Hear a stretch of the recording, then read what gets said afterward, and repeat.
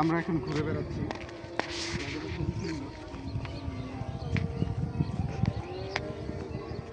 এই পুকুরটি দেখুন কত বিশাল। কুকুর কুকুর না, ওই যে হাঁসগুলো বিশ্রাম নিচ্ছে, মানুষগুলো দাঁড়িয়ে আছে তার থেকে একটু দূরে। হ্যাঁ, এখানে মাছও থাকে। খুবই নয়নাভিরাম একটি জায়গা।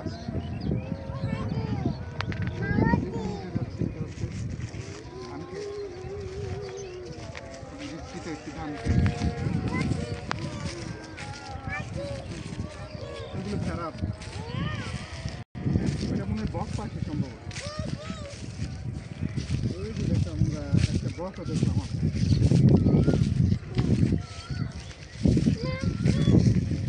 ওই যে দেখো পুকুরের ওইখানে আরো কি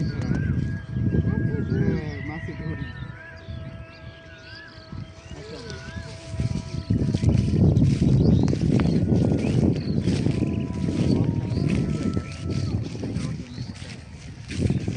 রাস্তাটা ভালো না,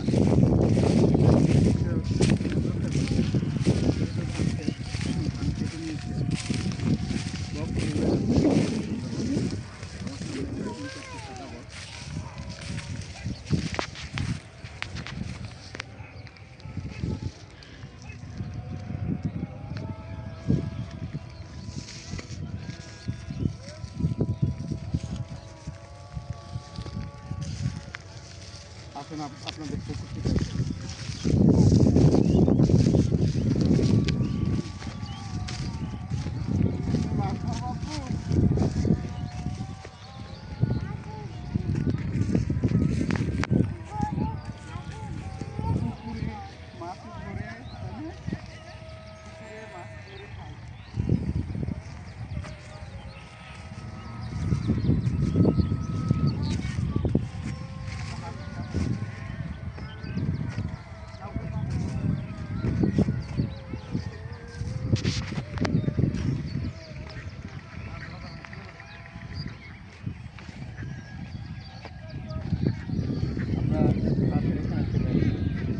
দেখতে সুন্দর। আমাদের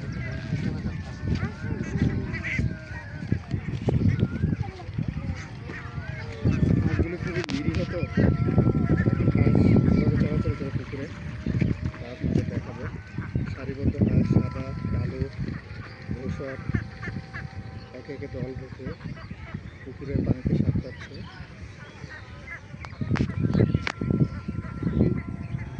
উপভোগ্য একটি জায়গা নয়নাভিরাম।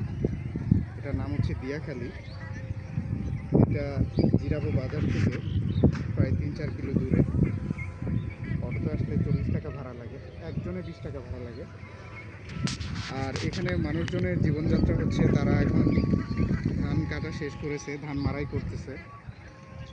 বিভিন্ন ধানের যে